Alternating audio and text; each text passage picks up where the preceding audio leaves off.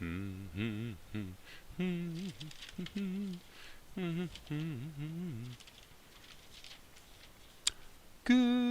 morning, good morning, good morning, good morning, good morning. Hey, I just realized that my webcam is unplugged because I unplugged it to plug in my SIM card from my camera for some scans. So you will forgive me today if you don't get to look at my gorgeous face. I don't think it's going to do me any good to plug the webcam in now that OBS is already running. But what the heck? Let's try it and see what happens. I'm unplugging and I am replugging. Let's just see what goes on here. Surely going to be a mystery.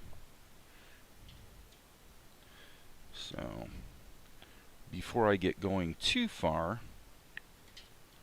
I will say that okay, so actually let's just see what happens now. We can't really stop. Yeah, it's not gonna. It ain't gonna happen. It ain't gonna happen. So, yeah, that's that. Okay, so quick apology to Maria Torres. I kind of feel bad about this. So if you see this stream, Maria, or tune in and hear it, you'll get this message, maybe. Which is that you sent me the link to the tickets for your play yesterday, or well, the day before yesterday. And true story, we got a snowstorm yesterday, and between shoveling out the driveway and a bunch of other junk I did yesterday, I actually fell asleep around 5 o'clock and slept right through until like 11 at night. So I didn't call my mother last night. I basically checked out on the whole world. So my apologies. Hopefully your little event will show up somewhere on YouTube or something so that people can check it out. So anyway, interesting day. I wasn't actually going to live stream because my I got so much screen time in the last few days that my right eye was starting to get a little irritated, even though I wear the anti-blue light glasses. So I decided, you know what? I'm going to go ahead and do some work on paper. And so I can't really show you with the webcam, but I guess I could go back over here and go to the Faststone image viewer, and you can see here's a shot that not a lot of animation to it. You got a few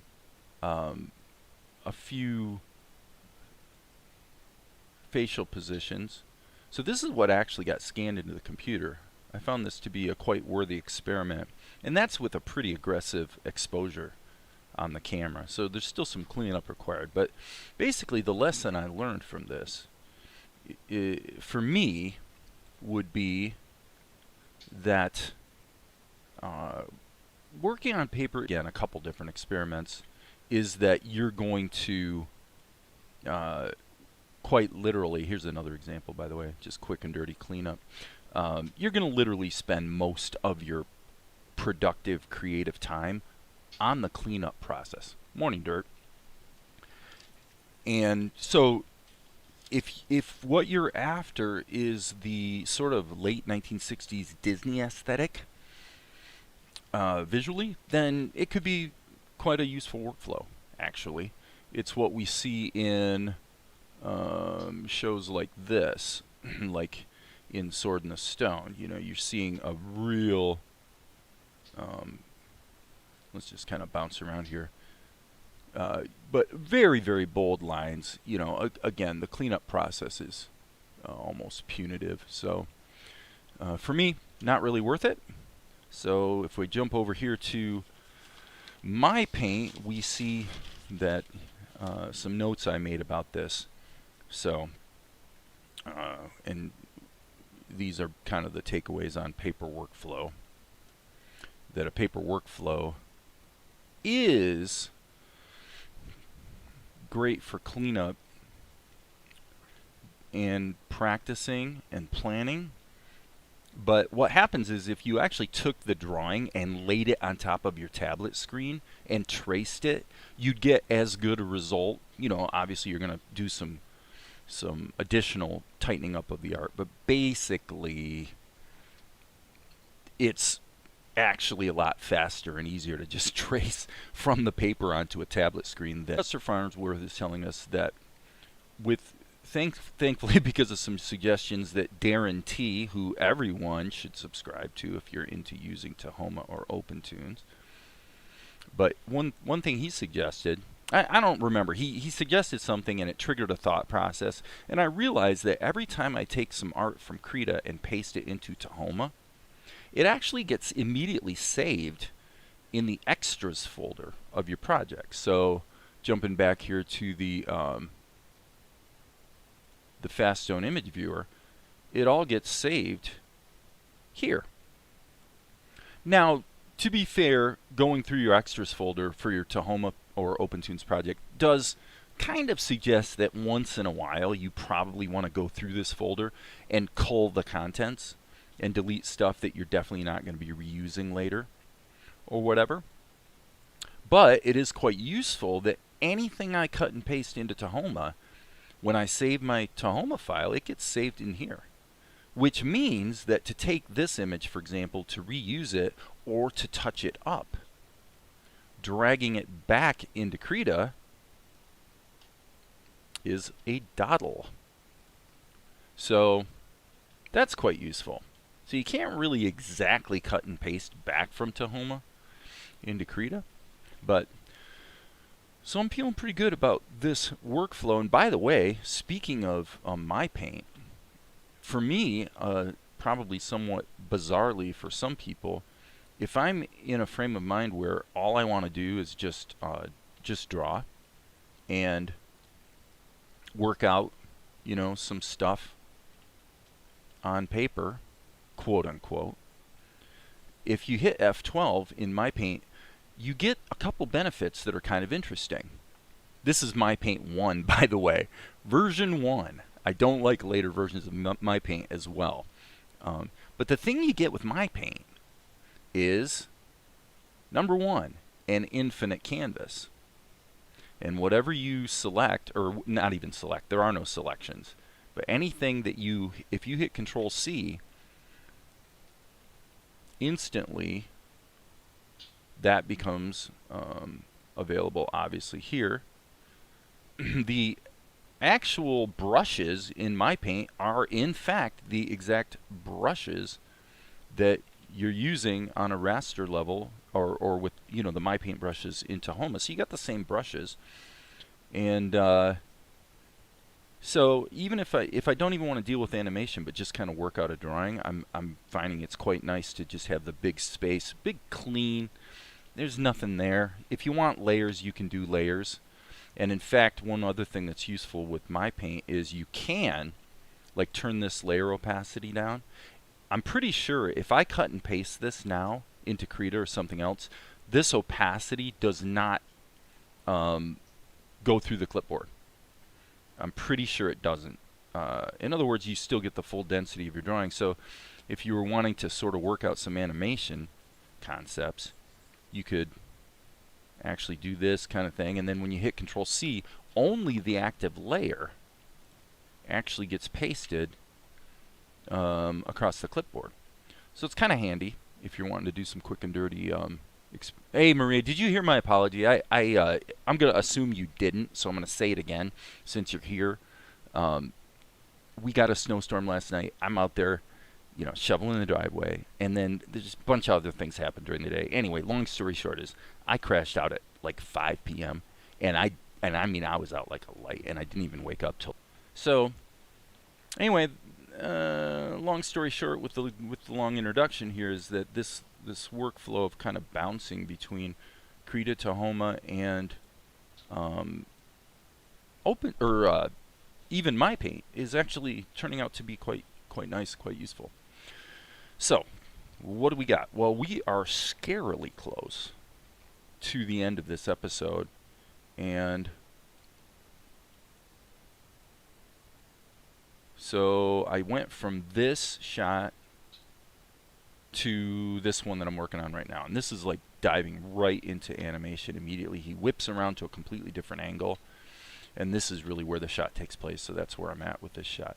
Again, because I wasn't going to live stream today because my eye was feeling irritated. It actually feels okay right now. Normally if I get away from the computer screens, just, I mean, like overnight, really, you know, until the next day, it usually, if I get a little too much screen time, I usually bounce back the next day, but it's not like a 100% rule, so do want to be a bit careful about these things.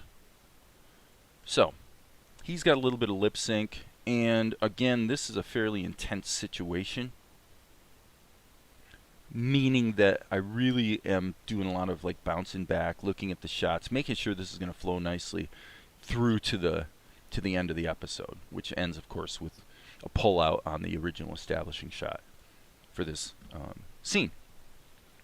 And then, no worries, we have heavy snow here this morning. We're having a post-mortem. Yeah, you got to do that. And then maybe, that's great. Maybe an encore. Cool.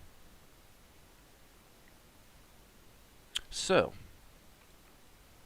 what I need to do right now is double check these lines of dialogue. Okay, yeah. Okay, so he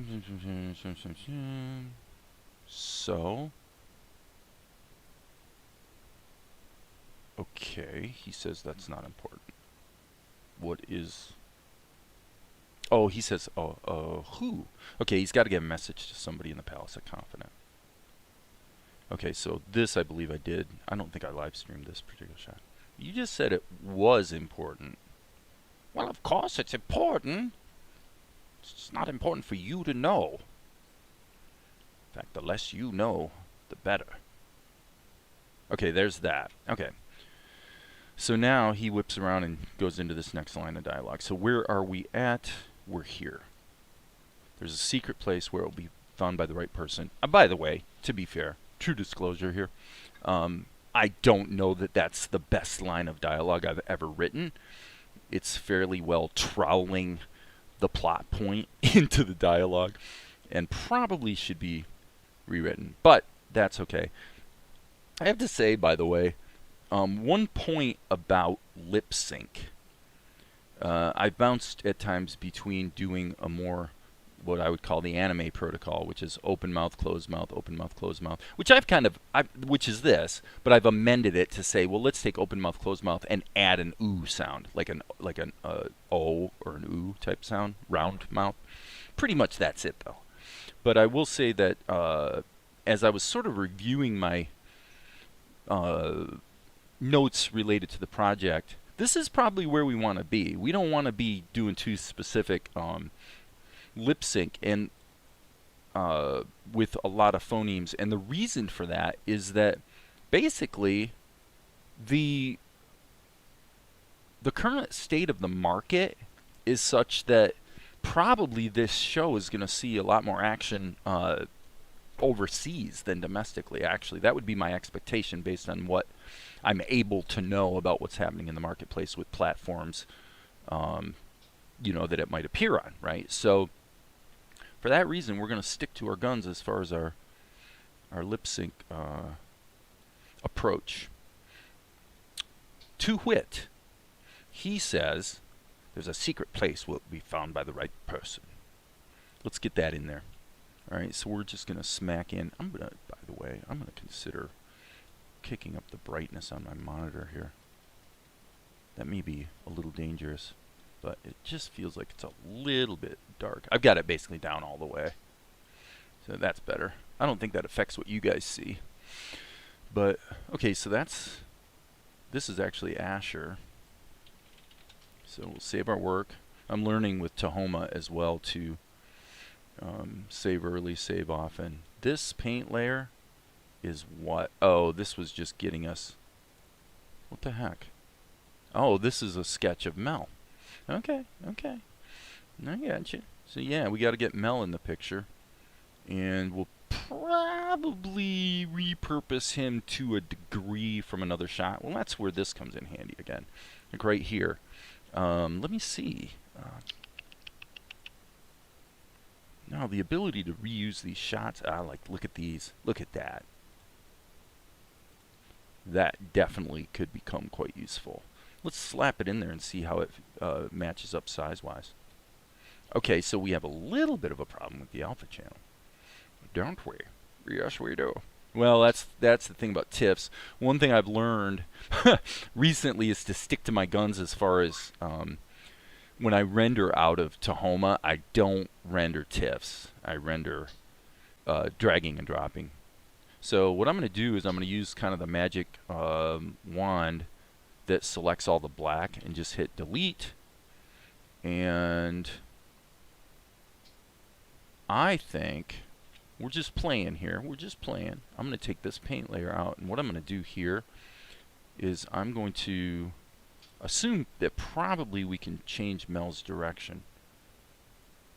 I think so. I think so. That might be a bit of a jolt, but we'll give it a crack. Can't hurt to try. So let's just hit the A key and let's just do mirror horizontal. Now his eyes are looking the wrong way. So if we were going to do this, let me think about this for a minute. If we were going to do it, we probably would want to we probably want to move him over a little bit. So obviously we need to get his legs in there. I would say probably scale him up a little bit and rethink that. Definitely not going to. I'm going to actually see what happens if we kind of really lean him in. That would probably be more consistent with where we've wound up from a storytelling standpoint. So that probably works pretty well. So again, if we took Mel right there, and while Asher's doing what he's doing, just give Mel a little bit of activity. An eye blink would be good. Okay, where's Mel? Oh yeah, I moved Mel down here, didn't I? Okay, I feel like that's just a little too slanted. And yeah, I mean, truthfully, from a framing standpoint, really he should be a little smaller, and frankly, so should Asher, because he's really. I mean, if you were to think in terms of television, which is kind of a non-thing nowadays, but if you were, you know, your safe zone would be something like this. So Asher is definitely crowding.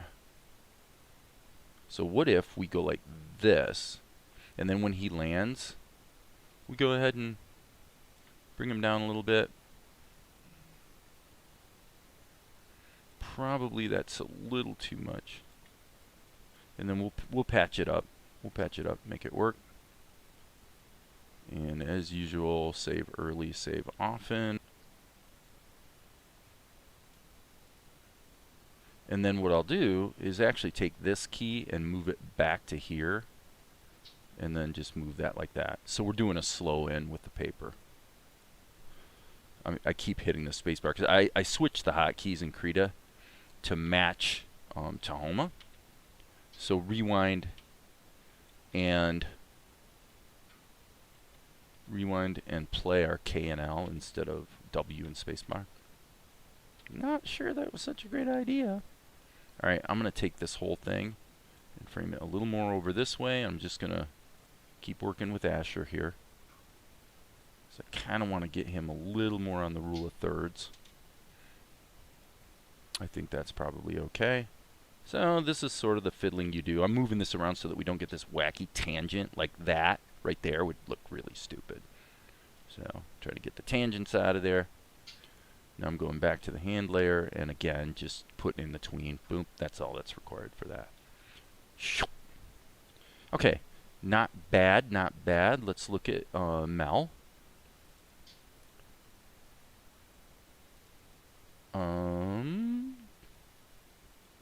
So we better name that, right? Mel. Okay. No comments. No comments or criticisms. No comments, criticisms, or anything like that. Okay. So here's... whoops. Mel would not be here, so let's probably... Yes. Let's insert a key here. So Control Insert. And then we'll just go Control Shift X and remove that tween. And now here, this is going to be Mel's final landing position.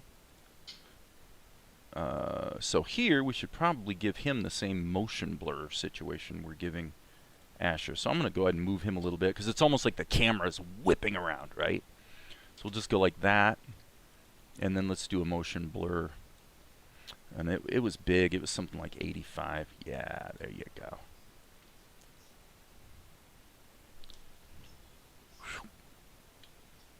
And okay, yeah, so there is one problem. If the camera, this is a dyslexia moment. If the camera is coming around, it's actually, I mean, this is where it lands. And I need to put Mel there. Then this key should probably be stretched a little bit. And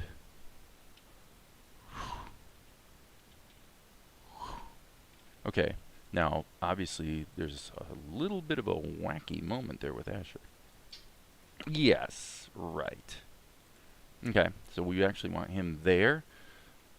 That's getting better.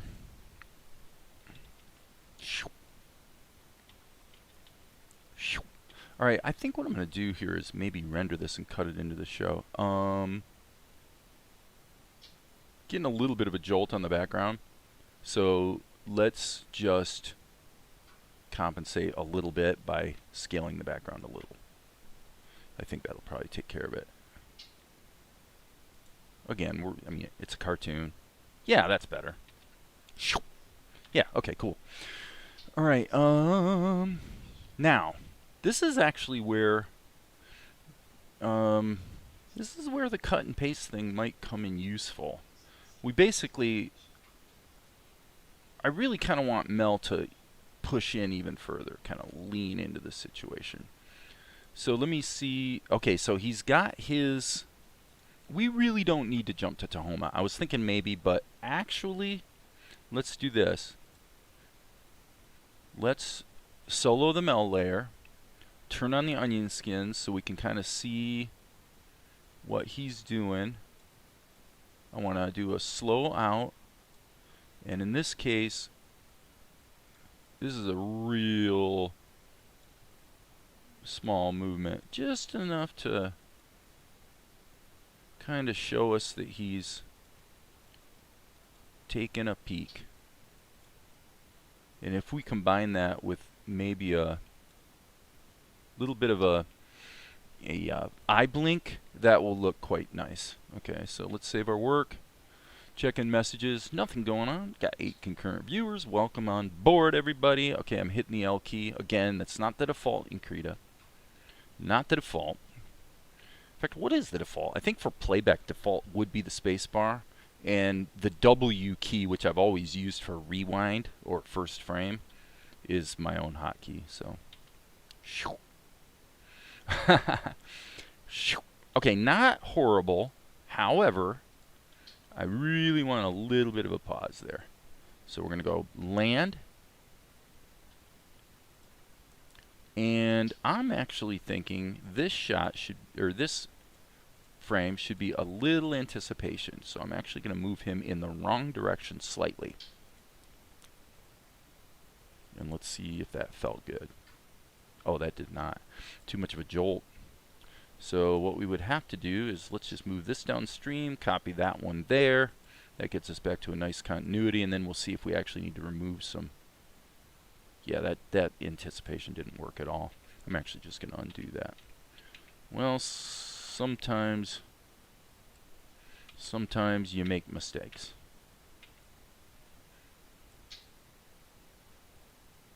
So what is it? This is, again, I have to say, this is probably where Tahoma would do a little nicer job. Got a little bit more life to him. Alright, so I'm hitting shift, control spacebar to zoom in, spacebar to move, to pan. Okay, and what I'm going to do is duplicate this here, and then, by the way, let's turn the onion skins off. Going to zoom way the heck in, G key, in raw mode, sample the flesh tone, and let's just give him an eye blink. Little eye blink, little eye blink. Okay, rewind, N key to see actual size. Whoops, didn't mean to flip it.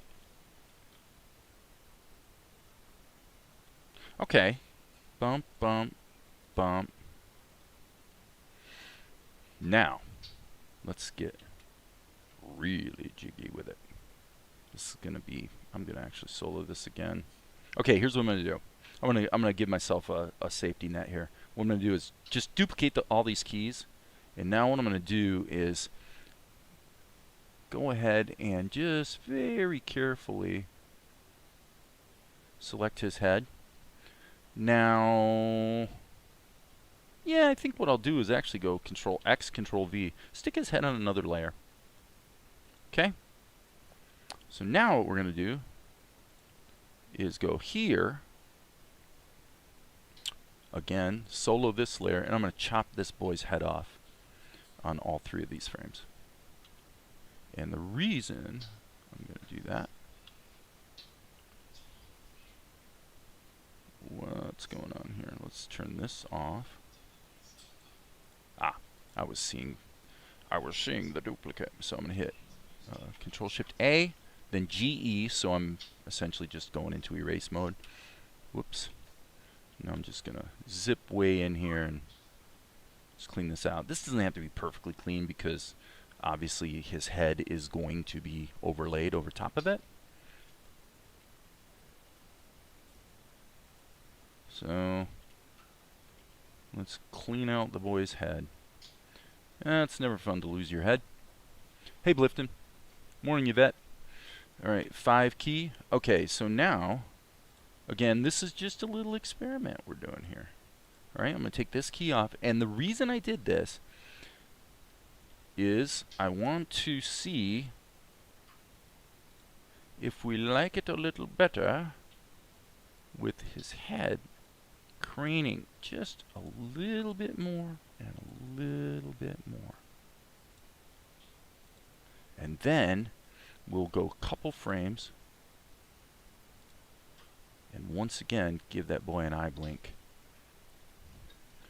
Maybe even change his eyebrow situation. Let me just think about this.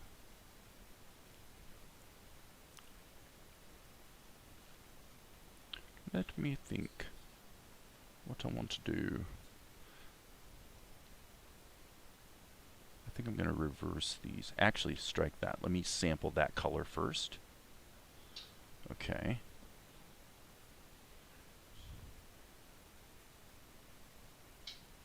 Oh, come on. We weren't supposed to be in erase mode.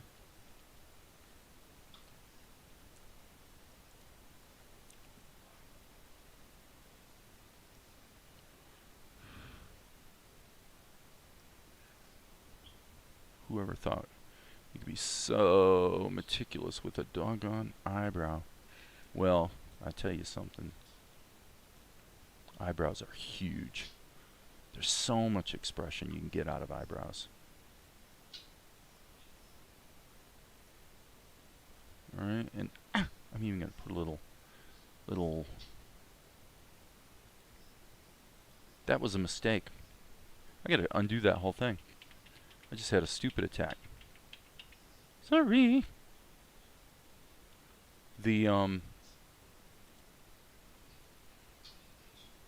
That switch was supposed to be here. So, I'll tell you what we will do though. Let's grab this one and kind of give him a little bit of a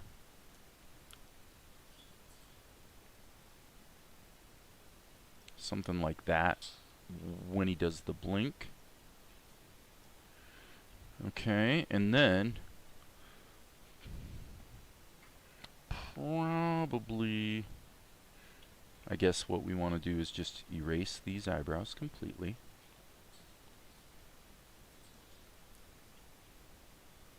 Little fix right there.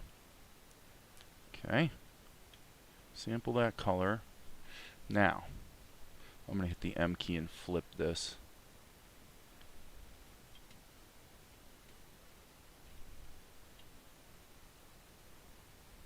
Just so I can maybe draw a little bit more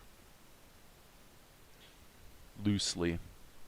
I know it looks really, really fuzzy, but that's just because he's so small on the screen. It'll look fine at size.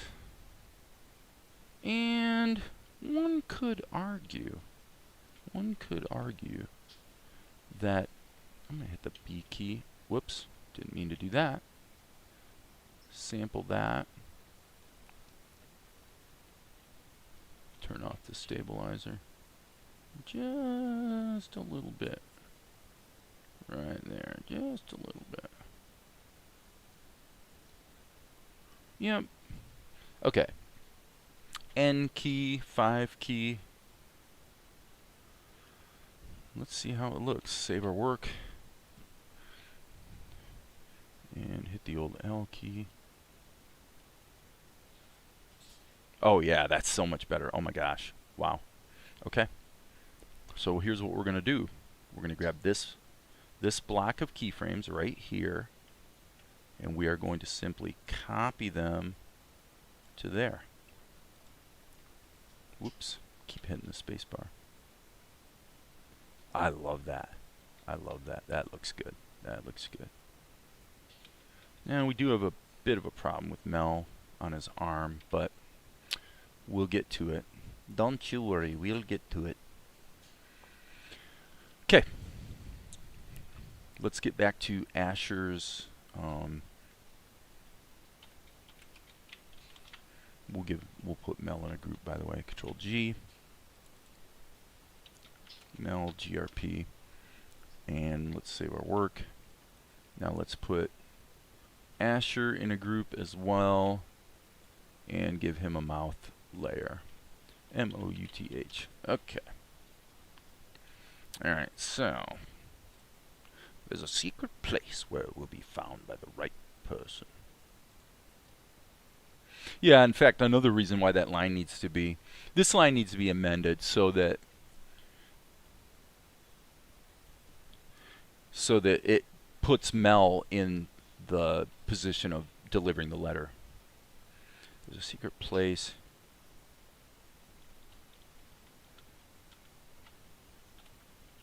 I'll have you take it to a secret place where it will be found by the right person. Okay. So he's going to be talking pretty fast. Because obviously Mel is not comfortable with the responsibility.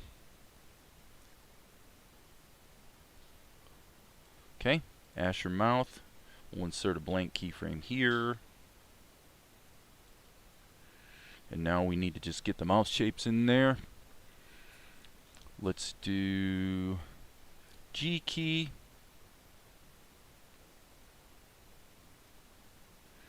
And again, we're just going to do animations or anime style. Just going to keep it to 2 shapes. Okay.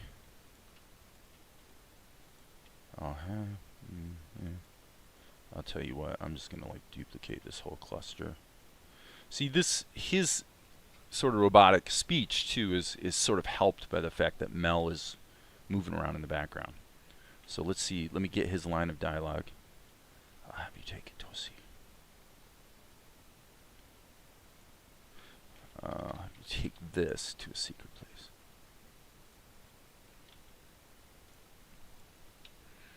I'll have you take this to a secret place. Okay, I'm not loving that, so I'm gonna go ahead and spread it out after all.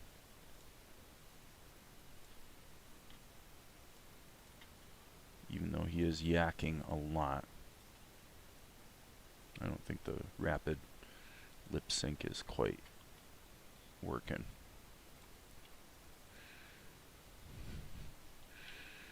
You take this to a secret place where it will be found by the right person.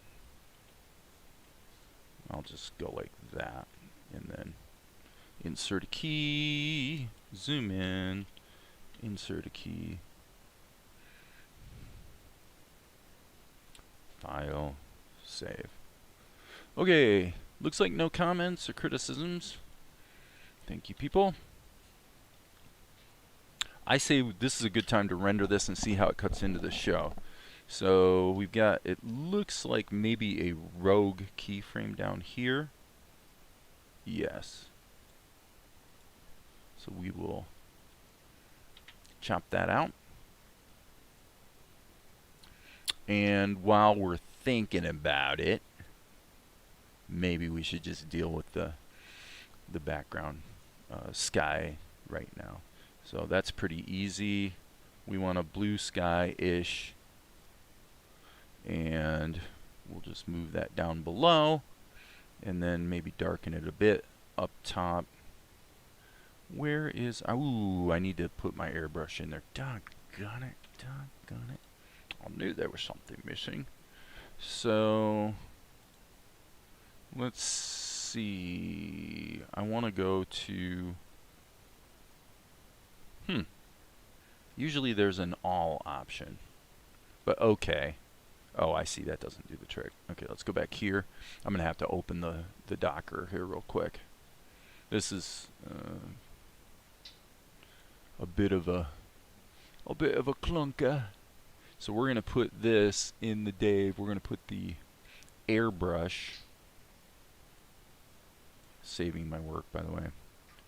I want to put the airbrush. I wonder if you can drag and drop. No, you can't. No such luck. You have to assign it to a tag. Okay, that actually worked. Wow. Krita never gets it right the first time. That's a little weird. I don't believe that even just happened. But I'm glad it did. Okay. So we'll actually hit the G key. Probably need a little bit different brush. Alright.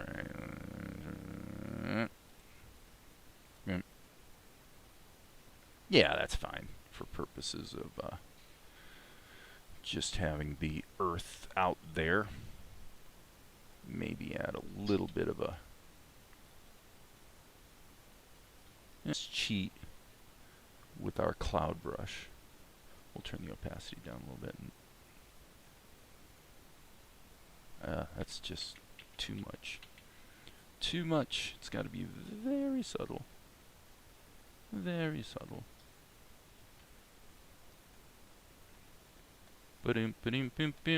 Okay, cool.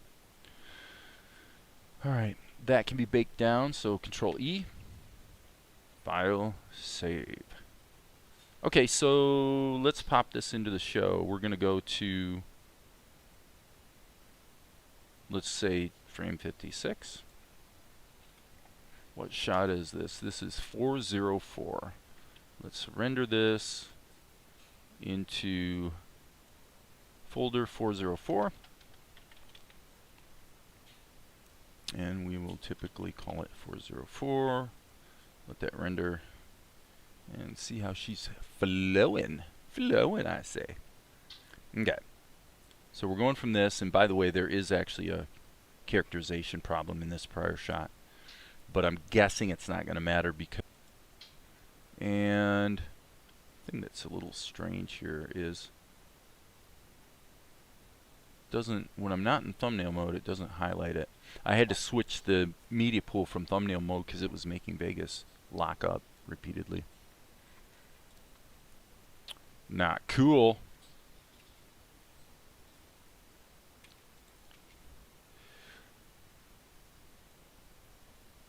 Actually, I almost like the boop boop. It's like he jerks back a little bit. I'm going to go with it. I'm going to leave it in there. May change my mind later. Okay, that stupid resampling doesn't help, that's for sure. Okay, the resampling actually helped on that first.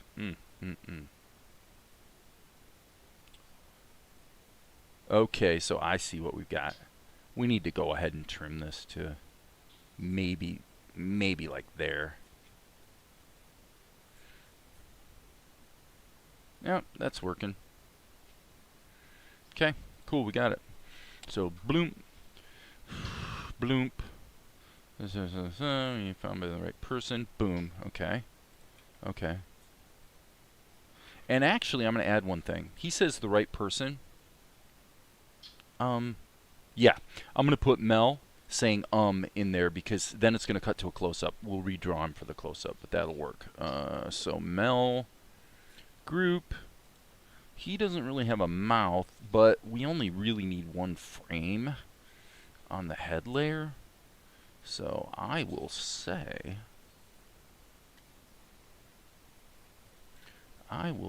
let's do this. Let's put that there. So he goes, okay, 56. Let's see how much space we have. Stop looping, stupid. Yeah, that's fine. So we'll go with this. And now what we're going to do is just go in here, probably not with our cloud brush.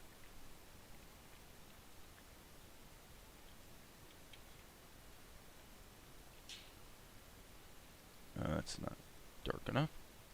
Boom. And then we'll cut to the close-up. Perfect. Save that. Control R. We'll re-render it. And cut it into the show, baby. Cut it into the show. Well, it looks to me, I haven't really been paying attention, but it looks to me like OBS is doing a fairly atrocious job today. We've got a 15-second delay between what I'm doing and what you're seeing, which is not the end of the world.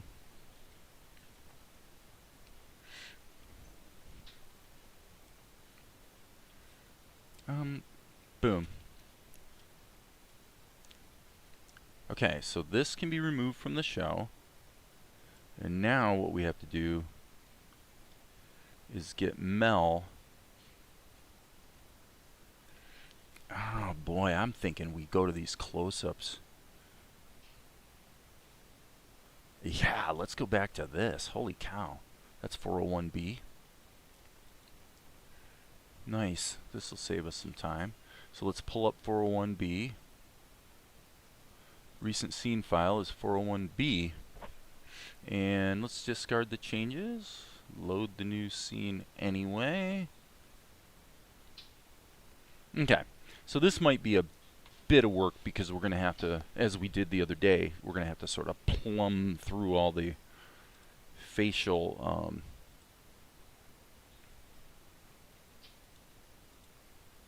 facial shapes. Why? Okay, that's interesting. Why was that like dark there for a second? Okay, so he says we might be able to reuse a bit of this. Okay, we don't want that.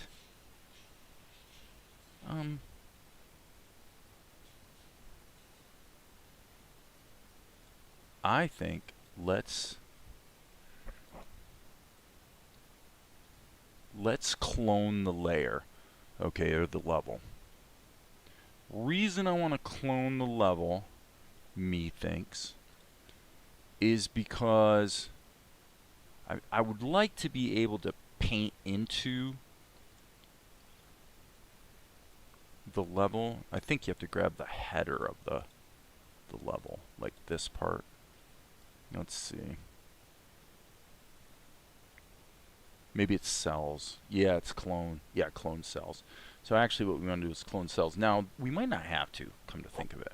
Let's go back to the extras folder. It seems to me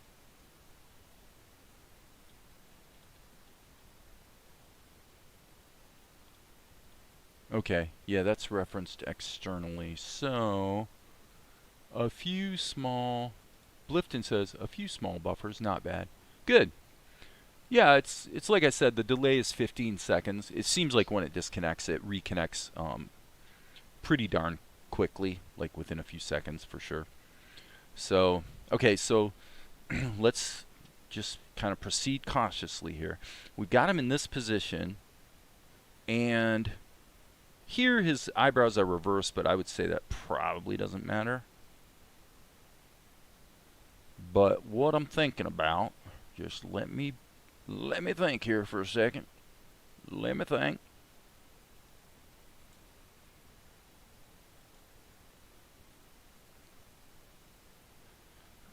Okay, yeah, see, this is more like it. So 4226. I tell you what I'm going to do. I'm going to take these, and I think if I hit Control Drag, I can just put these on another level. And then I'll map it through the plastic tool, and that will work. And by putting it on this level, it's going to cover up the old one. So he says, okay, 45.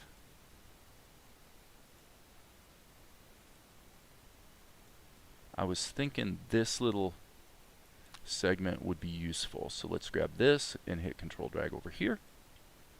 So he's going, Okay, so he's going to say,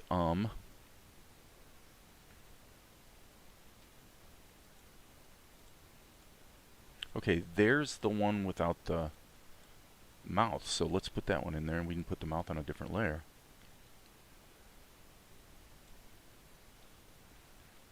And what is this? This is probably his mouth.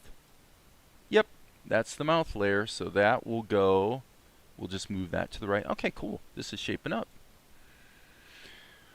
So this level, if you guys don't know how to do it, here's what you do. You grab the level, hit F3 to open up the schematic, which I don't think is a default in Tahoma. It's been the standard in OpenToonz for years, but oh, Yvette.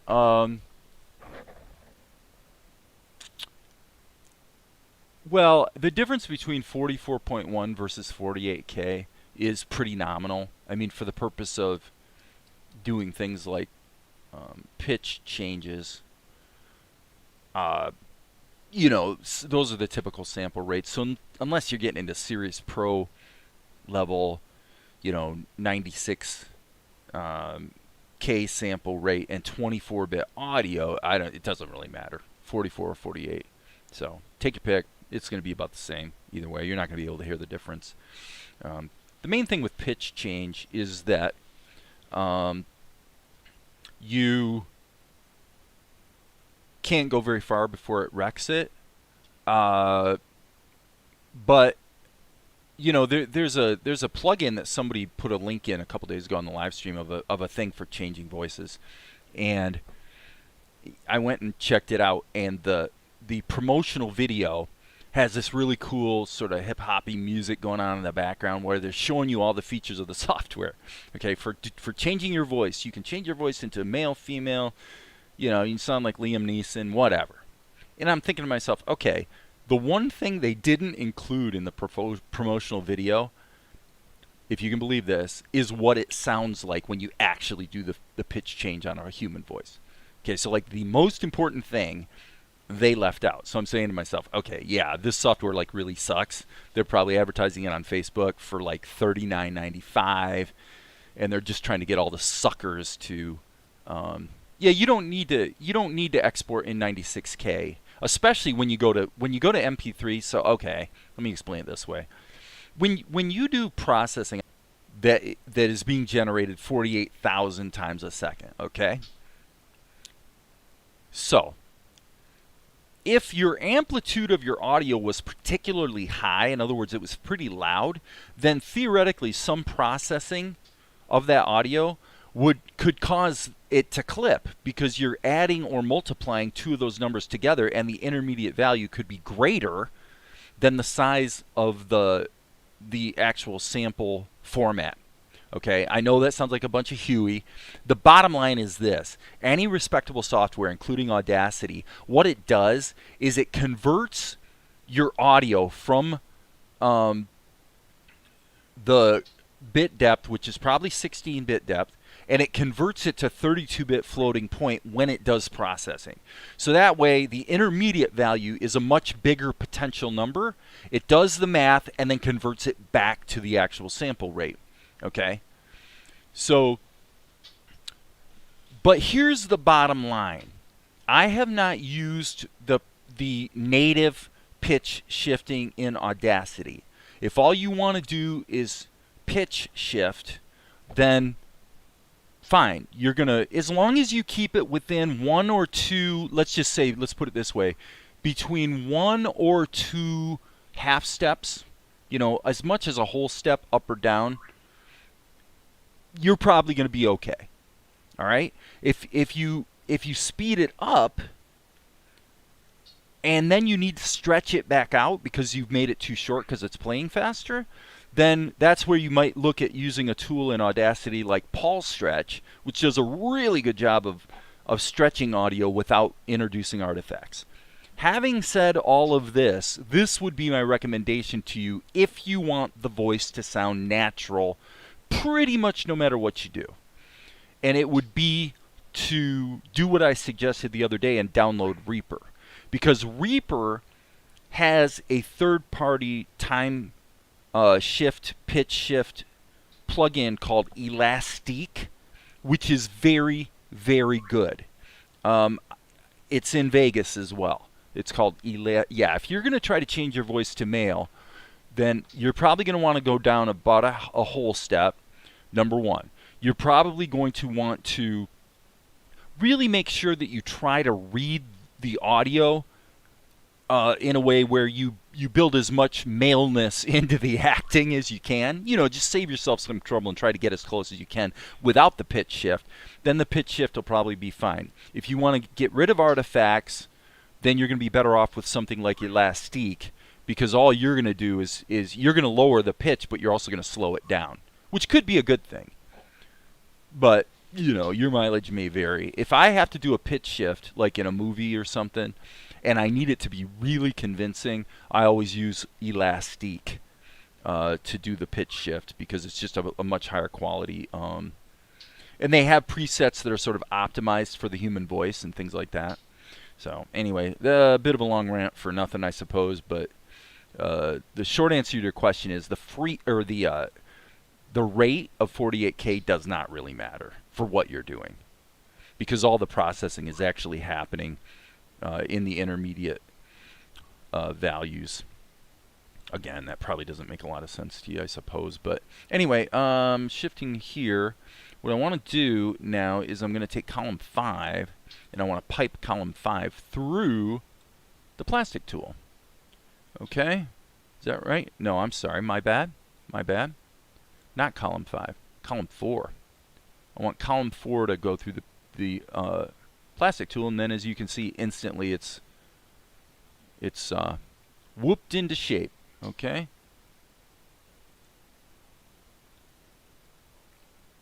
I will say that you know, my personal opinion would be that pitch shifting to, you know, if you're really trying to get a good sounding voice, then if the pitch shift is really an inherent part of the sound you're after, it can work quite well. Shifting from male to female or female to male is a bit of a stretch. But, you know, it just depends on how picky you want to be, honestly. Okay, so let's see what we have here. So he's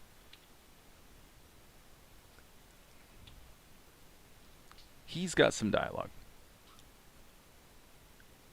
And I want him to probably start talking while he's blinking.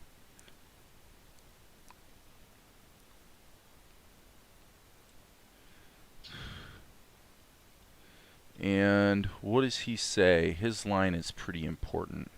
Asher, I've been kind of struggling with laundry. Are you sure it shouldn't be you? Wow, that's a...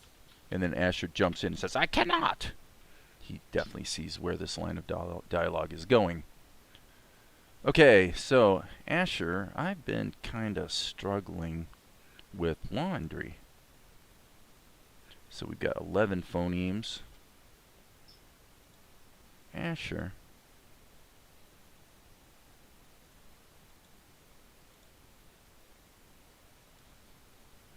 This needs to be taken out. Yeah.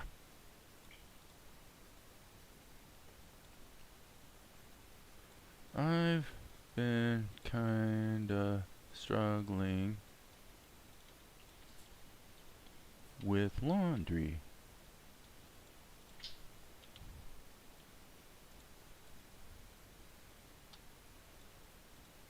Little break. Wouldn't it be better? I'm just going to drag this down here and we'll see how it feels. We'll see how it feels. Oh, by the way, we need to save this under a different file name. Holy cow. This is 405. Tahoma. I'm actually glad. Save scene as 405. Glad that I turned autosave off. Because if I hadn't had autosave turned off, then what would have happened quite a while ago is that I would have made a bunch of changes in the scene I based this on, and in the background that scene would have gotten resaved, you know, auto-saved. Yeah, it's always, yeah, MorphVox is the one that sucks. I'm not gonna lie to you people, it sucks. It's like so spectacularly bad I can't even tell you. All right, so Blifton, if you're just dicking around and you want to make a fun you know, ringtone for your phone, then it's fine. If you're trying to do something professional that's going to pass as acceptable in the professional world, MorphVox is an absolute waste of all your money. Sorry, it sucks. It introduces a lot of absolutely quintessential artifacting, and believe me, I know everything there is to know about artifacting because I've taken massive amounts of dialogue and had to do actually subtractive audio on it, where you sample out. You basically take a digital sample of the background noise, and you have to subtract it, and you get this artifacting. You get similar artifacting with MorphVox. Like I said, for Yvette's purposes, it might be just fine, you know. And they do have a little demo you can download, but I definitely was not impressed with MorphVox. No, not even close. Sorry. Okay. Wouldn't it be better if you, and then okay.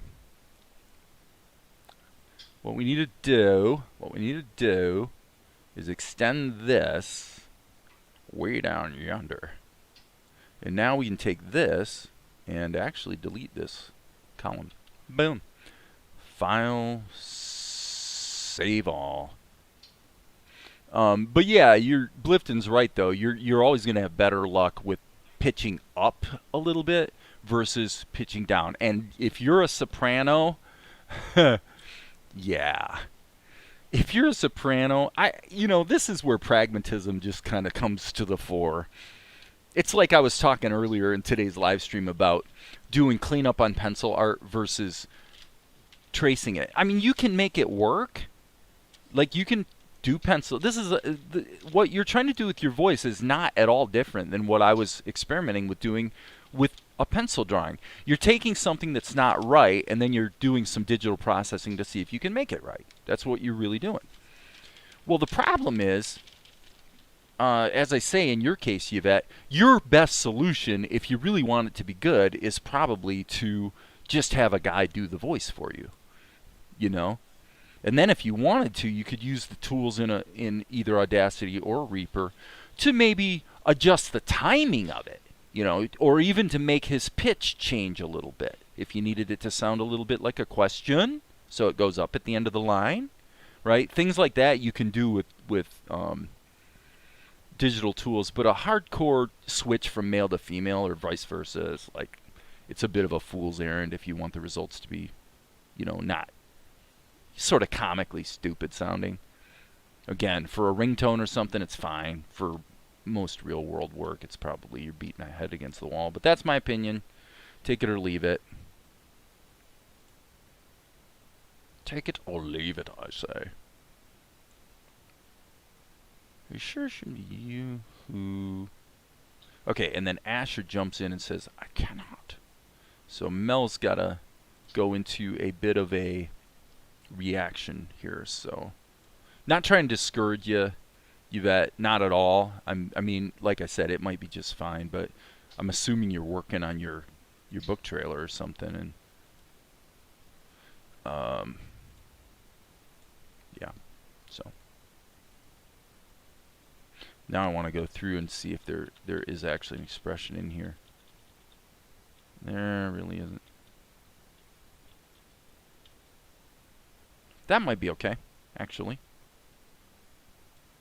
Oh, you silly goose. Okay. Okay.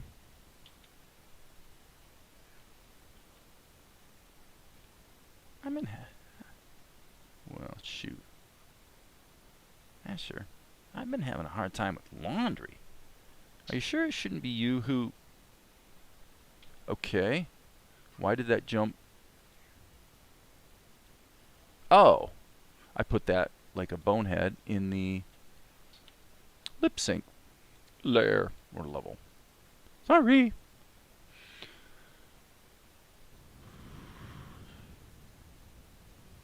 Yeah, and you know, forgive the rant. I mean, I only have strong opinions about it because I've been doing professional digital audio for 30 years. And there's just some things that you know, you can do a lot with like auto-tune. Actually, the auto-tune plugin that that's floating around out there, I think there's like a cracked version of it or something for people who don't want to spend any money. Works pretty good as well for gender shifting. This should probably be that.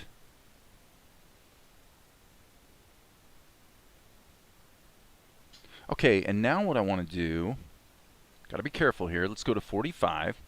Okay, and what we want to do, because we don't want to do any damage to this image sequence.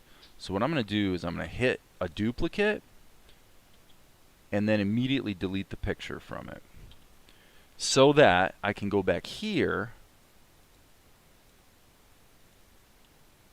to 45. Boom. And I want to select all of this, Control C, and then go to this drawing, hit the S key and hit Control V, and now I'm going to go in and modify this. Now I'm seeing some definite artifacting, which is not too impressive. Oh, looks like it went away, so.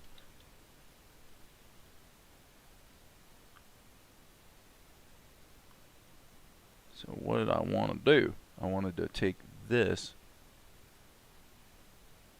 and give him a... So he's looking over at Asher. Okay. And then I would say probably run roughly here.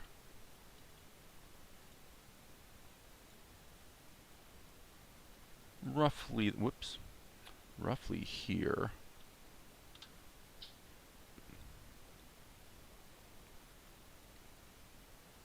Now, what I'm going to do is I'm going to hit Insert, so I can move these over, just so I can drag these down, and without pushing these down as well. So then that takes care of that. Now I can delete that column. Sorry, I hit Insert when I meant to hit Delete. What a silly goose. That works. Okay, so it looks to me like this worked pretty well. So File, let's do Save All. That way that image will get saved. I wonder if it's going to save the image in here. I don't think so. I think it's going to be saved wherever the original was. I definitely don't see them here. So, let's go back to here and set up our render. I'm using it for robotic voices. Oh, well, if you're using robotic voices, one thing you might want to try too then is add a digital delay with a really, really short delay, like, I don't know, maybe 30 milliseconds, and then turn the, oh shoot, now I'm having a brain fart. What's the term? I hate when that happens. It comes with getting old, people. It comes with getting old. So you're talking about adding a record. Here's Dave talking into his microphone. Blah, blah, blah, blah, blah. Dave talking it. All right, so Dave talking into his microphone. Okay, so this is kind of what I was saying. I guess I can just show. I didn't realize I had Reaper all dialed in to do this. If you're doing robotic, what you might find useful, and by the way, again in Reaper, if you go into the Cuckoos folder in the effect plugins, redelay is going to be useful for you, and then obviously repitch. So if I wanted to bring the pitch down a little bit here, I might go down maybe 2 semitones, and you'll see. Here's Dave talking in. Sorry, that's got to be -2. Record. Here's Dave talking into his microphone. Blah, blah, blah, blah, blah. Okay, so that's pretty, not amazing. I got to turn my headphones up so I can hear what I'm doing. Okay, so, but if you switch from the default method to at least Elastic Soloist, record. Here's Dave talking into his microphone. Blah, blah, blah, blah, blah. Record. Here's Dave talking into his microphone. Blah, blah, blah, blah, blah. And some of them let you play around with the format. So let's try Pro. There's a lot of options. And we'll do most pitches and see what that does. Record. Here's Dave talking into his microphone. So that's similar to what Morphex sounds like, if that was what it was called. Morphex, when it's doing low voices, it's probably actually using Elastic under the hood, if the truth be known. So record. Here's Dave talking into his. But this gives you the lower record. pitch. Here's Dave talking. Record. Here's Dave talking. And now, if you add a delay, what I was going to say is, you want the feedback to be high-ish. So a delay that's quite short. So let me put this in loop mode. Record. Here's Dave talking into his microphone. Blah, blah, blah, blah. Record. Here's Dave talking into his microphone. Blah, blah, blah, blah, blah. Record. Here's Dave talking into his microphone. Blah, blah, blah, blah, blah. Record. Here's Dave talking into his microphone. So there you get the short delay. So I'm at 13 milliseconds, maybe 15 if you like round numbers. But then so it's a real short delay, but then you turn the feedback up and you get that robotic thing. Record. Here's Dave talking into his microphone. Blah, blah, blah, blah, blah. People tend to feel like that's a metallic sound, right? So, yeah. So, hopefully you'll find that useful. And I need to change my settings here to 405. 405 render. And we'll call it 405. And we are doing pings. And so I'm going to go ahead and save and render. And then we'll cut that one into the show because that one's looking pretty good. Yeah, I mean, like I said, I've gotten better results. If I want a lower voice, right, I have to apply some technique to my speech so that when I work it up, I can actually get down to a lower frequency. And if I really work at it, then I can get down fairly low. But I'm never going to have that really deep baritone. And I just don't have the voice of God thing. I wish I did. But you know what? If I did, then I'd probably lose some stuff on the higher pitch end of things, right? So you can't have everything. So where are we? Okay, right here. We're going to take this. And he says, I cannot. Okay, blah, blah, blah. This is going to be 405, I believe. Scene 405. Ba-doop, boop, ba-doop, doop. Oh, you can have all kinds of fun with digital audio processing if you're into that sort of thing. I cannot. Yeah, I am going to stay on Mel. I was going to go to Asher there, but I think we need to hear Asher's voice say, I cannot. and just get that reaction shot from Mel. Okay, so what the basic issue is have you forgotten, Did you forget? I'm banished from the palace. Golik would have me jailed, I'm quite sure. You won't be noticed. okay, I want to change this line as well. Did you forget I'm banished from the palace? Golik would relish any... Okay, this is going to be changed to Golik would relish any chance to slap me in irons.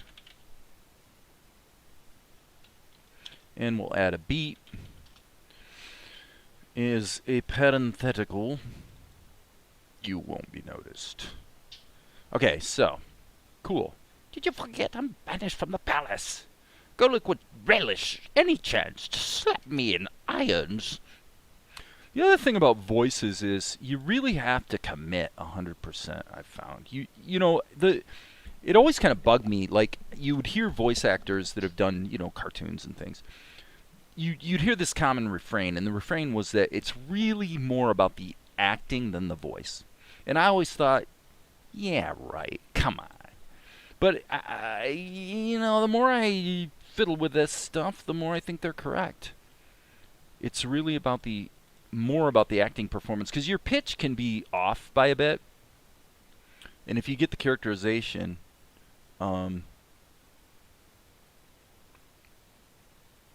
it works. It works. Okay, boom.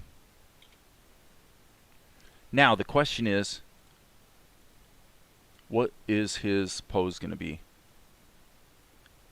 And really, coming back to this one is probably a smoking idea. Where was that? Yep, right here, 398. I think that's a Krita. So I'm gonna save my work. File, save all, and let's just see if I'm correct. All right, let's save everything here. Save, save, save. But my point about the acting was, you cannot go halfway.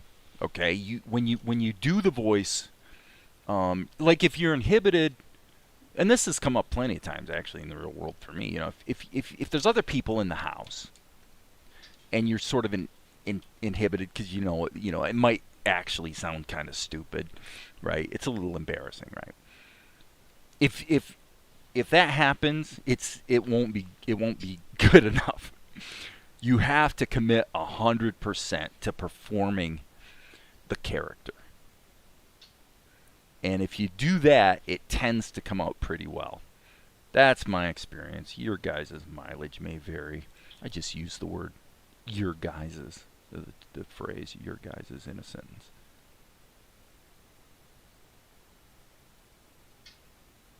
Okay, so this is 398. I think it's a Krita file, so let's find out. File, open. Let's go 398. Yep, there it is. Hopefully. Hopefully. I agree about acting versus voice. Getting the motivation down is root. The accent or voice is decorative compared to that. That's the voice or accent. Well, I think when you see people do voice acting for cartoons, you tend to actually see them gesticulating a lot in front of the microphone, okay, and moving their hands around and actually adopting the body language of the character they're playing. That does help. I mean, it really does help. It definitely does. Okay, so what we're going to do here is going to be to take all of this and mirror the frames. And then let's just see what we have here at the beginning.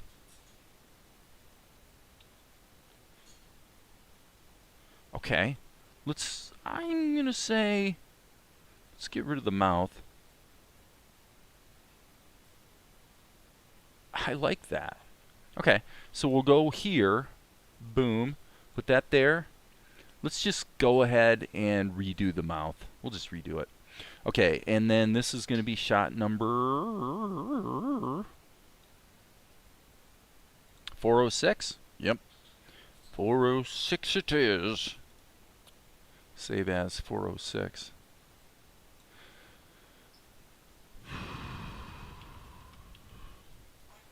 So we'll save it as 406.ping. And it should also save it as a okay. Alright. So now let's see what you forget. Okay. So let's go in here. Let's just start fixing things up here a little bit. Alright. G key, boom. Get rid of that. He doesn't need to have a mouth. No mouths allowed.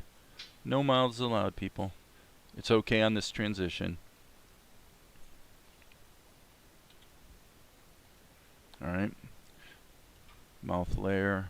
M-O-U-T-H. Boom. Save it.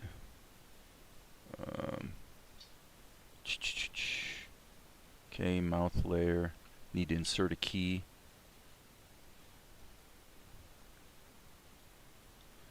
Alright, let's see what we get.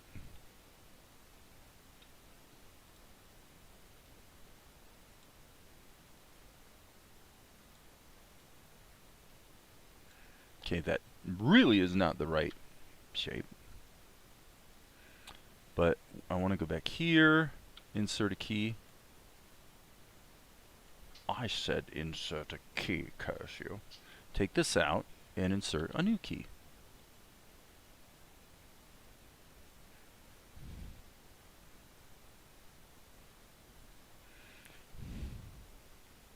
Alright. And I actually want to I really want to actually start him talking while he's in motion. I usually wouldn't do that, but in this case it's kind of what I think I want. So there. All the mouths are gone, banished from the premises. And this now can be fixed, and I can kind of zoom in and touch it up. Okay? So, hit the erase key and just start over here. Alright, and also I'm going to switch to my pencil so I can...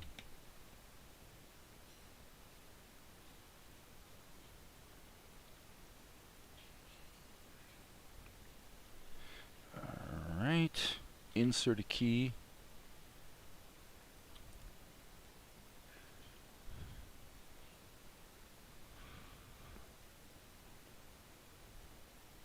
Okay, this one we'll just move it. Insert G key.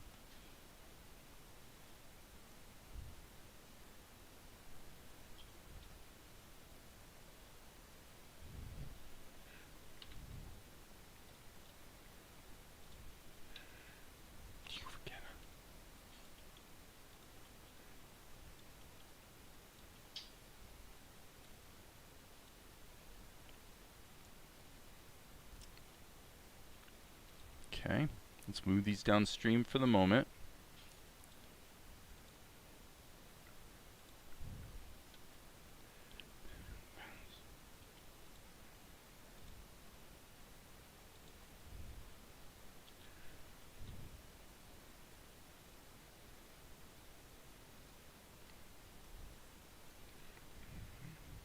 Give him a half a second breather.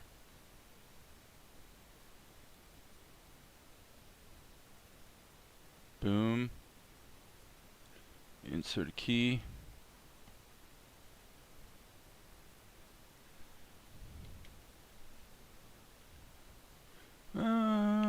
Dressing up for part helps too, although less practical for voice acting. Yep.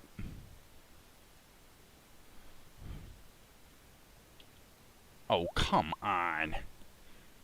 Z. Okay, stop everything here for a second.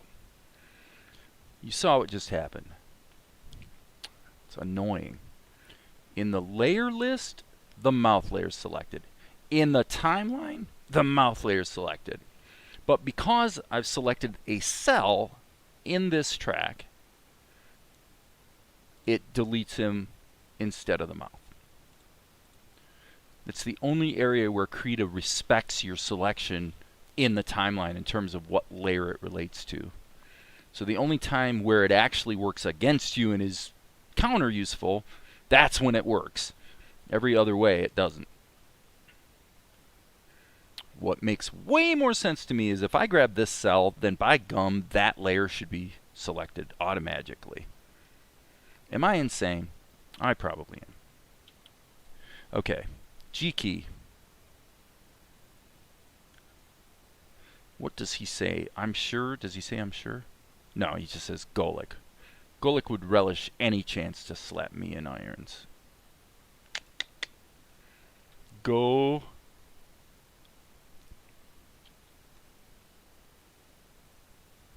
Alright, I'm going to move that just a little bit. Golek. Okay, undo. We got to do it this way.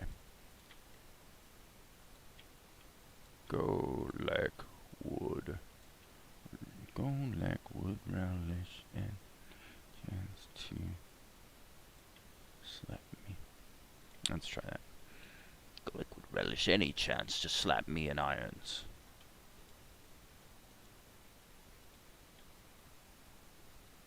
Boom. So yeah, it's a little hokey on the, as far as the voice shapes, but again, I really expect that probably the, a lot of times this is going to be translated anyway.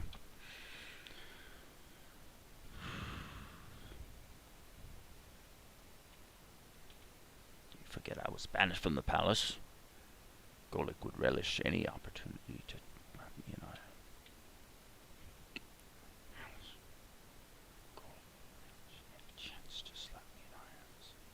Boom. 60 frames, and that's correct. This is 406. Yeah, 406. 406. 406, and here we go. Boom. Get this baby into the show. We're getting close to the end of the line here, folks. Close to the end of the line. So this is 406, which is just a static image at this point. We'll take that out. Just to be fair, we'll clean the media pool. We'll grab this one and select it in the media pool so that we're pretty close to where the new one's going to come in. And we're going to import 406. Right there it is. 406. Why?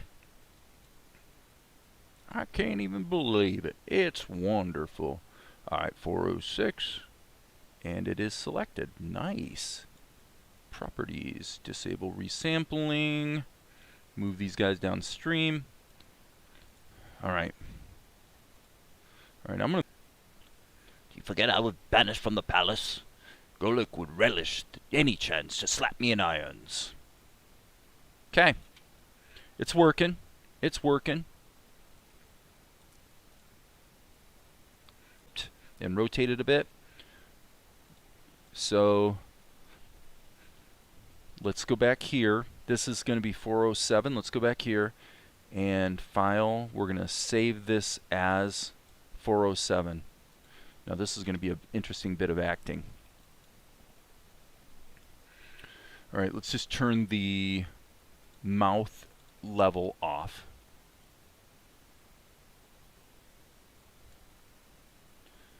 Okay, so here's what I think we want to do. Let's figure out what the initial expression is going to be, and it's probably going to be where we left off.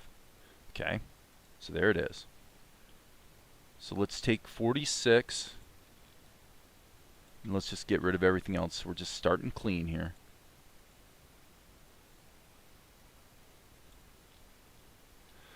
And I want... So here's... Okay, so yeah, his head's cocked that way.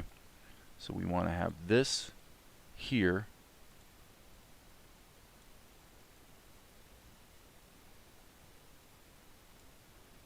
Actually, strike that. I want to go forward to frame 8 and have this back here so there's a little bit of a breather. Okay, now let's go here And we're going to use this as a starting point. So I think for this,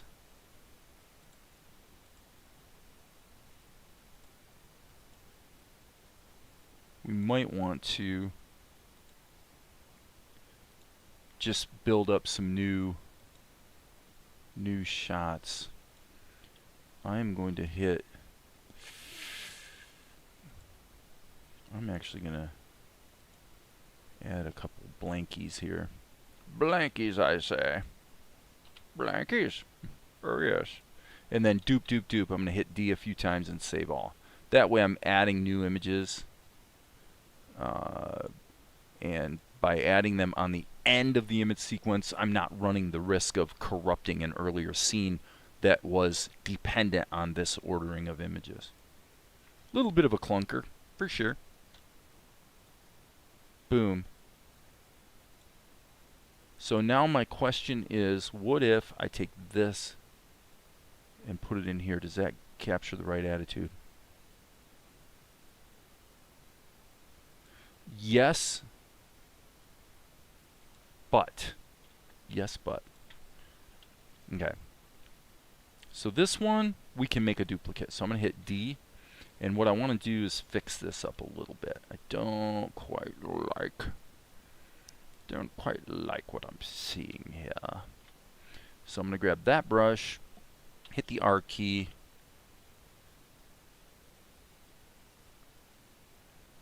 and I want to just soften his expression up and maybe improve his eye shape a little bit. R key, B key, R key, and then back here.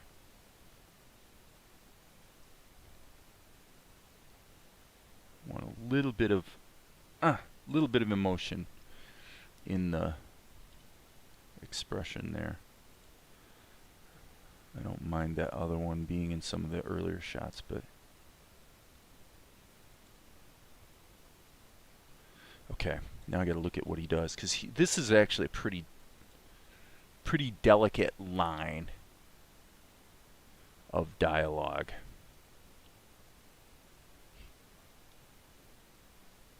Okay. He says, okay. And it's not a long one. So, okay. I can do it. You know, this is an important mission for a dear friend who's pretty much a father figure to him, actually. So,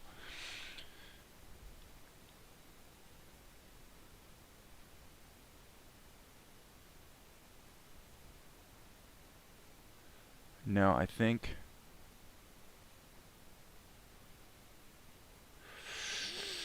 again, trying to be Mr. Sensitive here.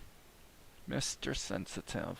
I want to be really sensitive to what I'm feeling from my characters. Alright, I'm going to go Control C, and I'm going to give him a half-second hold, and then I think we want to just hit the X key and get him to perk up.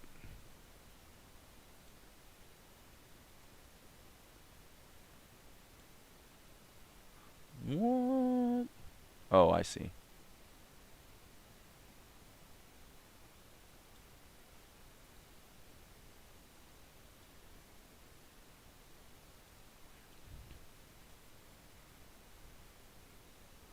Okay, and then his mouth is obviously in the wrong place, so I think I'm just going to delete the mouth layer. I just want to start clean, focus on his body language for now. Let Tahoma save this. Just focus on the body language for now, and then come back in with the dialogue. Okay, I can do it. Okay, yeah, because right here we got to put in a hold. V.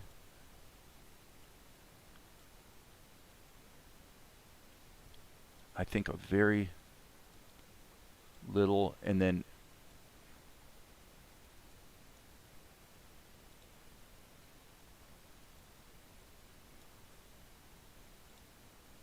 so I hope you guys can see what I'm doing.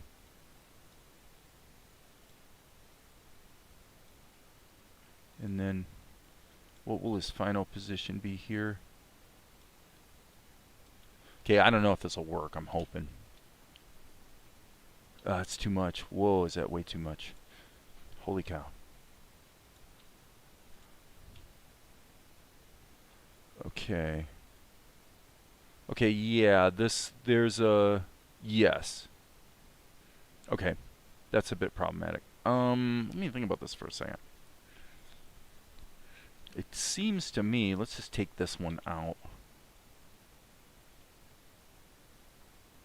Yep, it's just too much. So what I'm going to do is take these out again and give it a little bit more breathing room.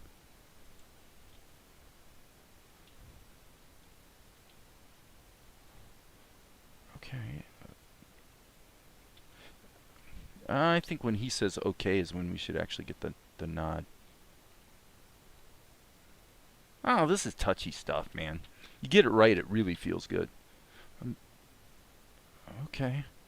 I can do it. Yeah, and I think he should, I think this should happen again. Control C. So this, oh, come on, let go, Tahoma.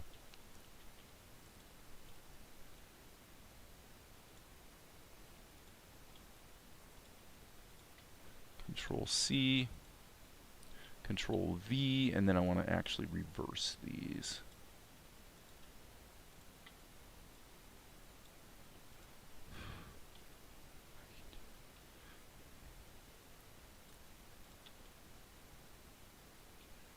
Okay.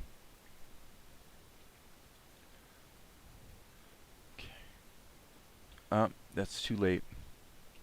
Because he says, okay, boom, right there. Yeah, that is a little too late. So I'm going to grab these 3 keys and move them north.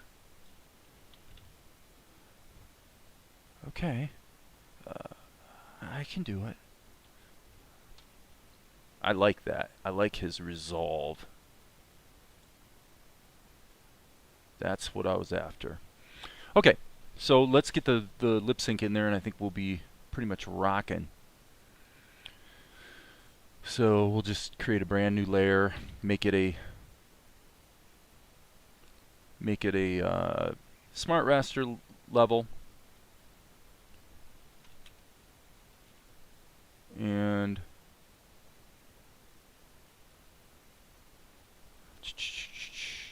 all those settings look pretty good. Oh, in the wrong place, but that's okay. Actually strike this. Hold on a second.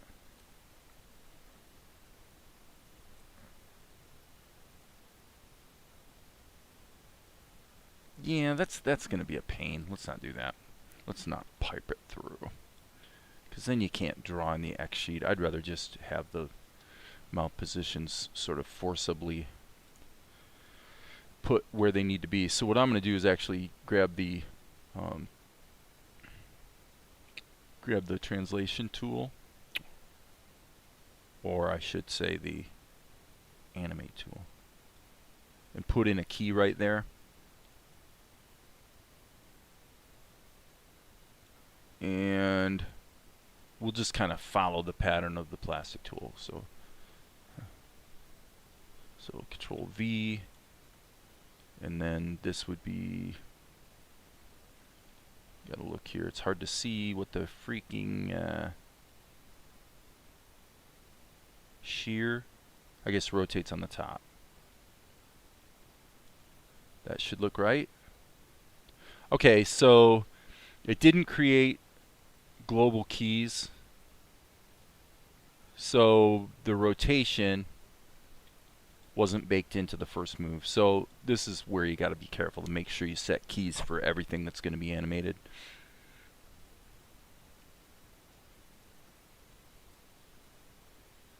Yes, you must. So this is a kludgy way to do it because I'm following along with the plastic tool, but it'll work. It's a little slower.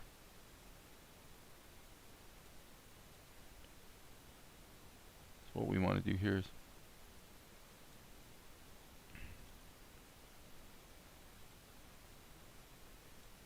is put in a new drawing.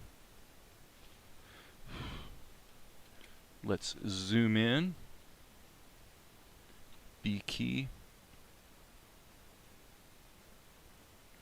and fill it. Oh, come on. Come on.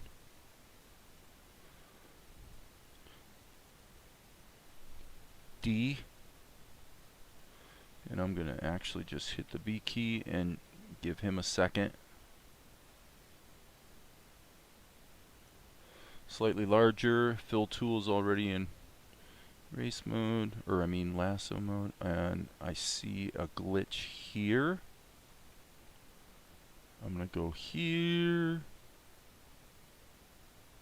Yes. Okay, on shot number 50. We got a little bit of a hiccup here, folks. Yeah, look at that. So I'm just going to grab my brush, R key to sample the color, and just paint that glitch out. Let me see if it's in here as well. Nope. Looks good. Okay, we're cool. So, turn that back on.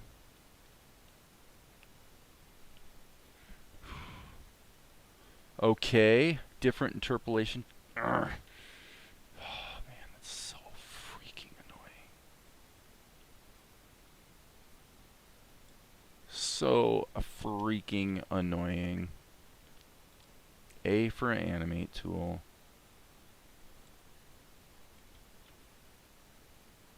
Oh my god. Oh my god. So annoying. Oh man, that's annoying. Yeah, this is the worst way, just for you guys, for future reference. There is no stupider way to animate lip sync than the way I'm doing it. It's just that probably it's going to be less difficult than trying to deal with the plastic tool. So, well, fortunately I've got 3 lip sync positions, so from here on out I should be okay. So he says, okay.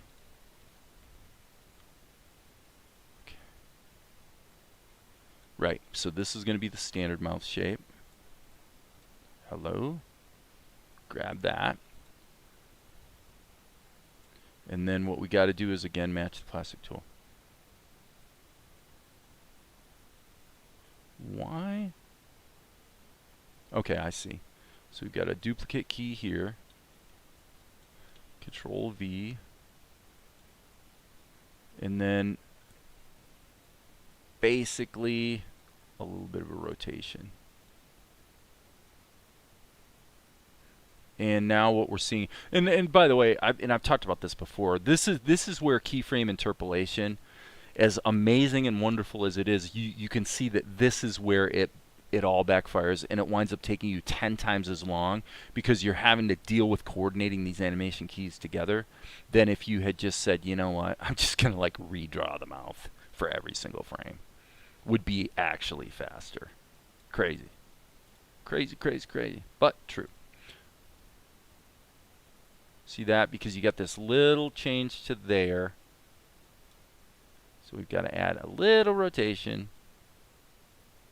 And then because the previous key didn't have rotation baked into it. Oh my gosh. Yeah, it's annoying. Really annoying. Okay. So then there's this little kickback. And hopefully now we're pretty much done. Yeah, other than the fact the mouth is moving more than the... So, as you can see, this is where parenting... The problem is if you parented his mouth to a single bone, it doesn't do what you would think because there's no... it doesn't accommodate rotation. It only accommodates moving it around, and you'd still have to go through and keyframe the individual rotation keys, no matter what you do. So I'm going to put that there. I'm going to go ahead and allow that to rotate a tiny bit. And I'm hitting rotate and nothing's happening. Is that because there's no image under it? That's kind of stupid. Okay. So it only works if you can see it. That's kind of strange. Okay, and now we're going to come back to here. And now we can finish the lip sync and the shot will be done. So not too horribly painful, but definitely less than stellar. So we'll grab these two, drag them here. What we're going to do is right mouse click and reframe these on 2s. Control C, put that there. And then what we're going to do is grab these keys and just delete the cells. Grab these cells and move them in. And I think I got it. I think that was it. Icky, icky, icky poo.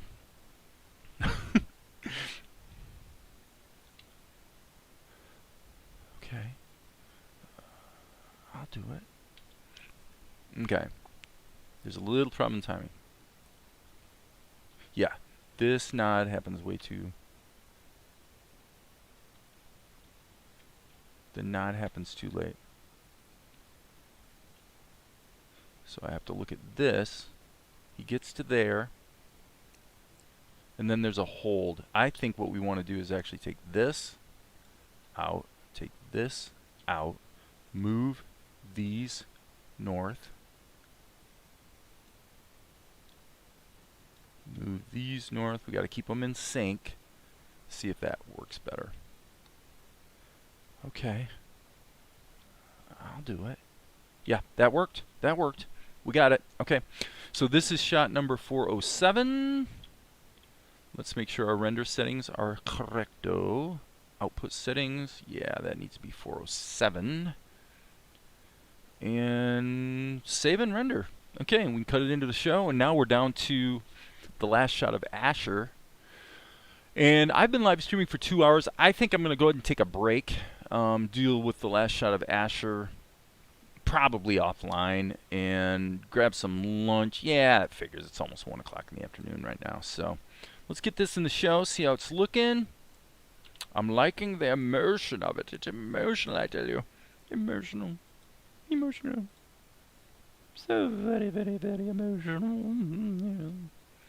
Alright. 407. Render. 68 frames. 68 frames. Sound like Cogsworth from Beauty and the Beast. I think that type of voice. Something of that nature. Alright,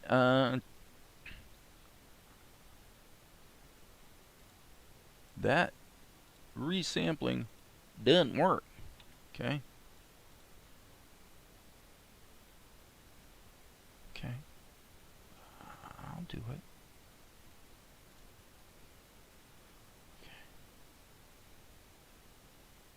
Okay, everything feels a little lethargic, I must say. All the motion feels a little draggy.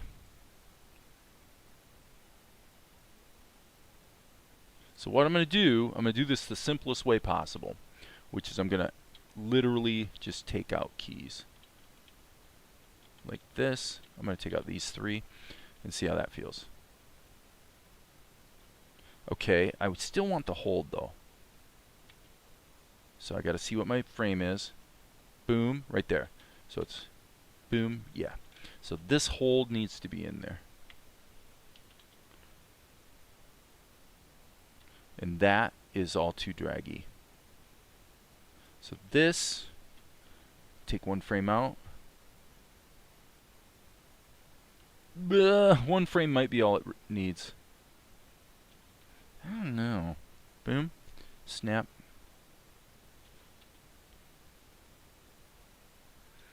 It still feels draggy to me. So I'm going to take out 1 more frame. That looks better. Okay. So we'll save our work. Control Shift R. Boom. And everything should update accordingly. Back here. You forget I'm banished from the palace. Goluk would relish the opportunity to slap me in irons. Okay. I'll do it. Boom. I think a little push would be nice. Little push. Little push.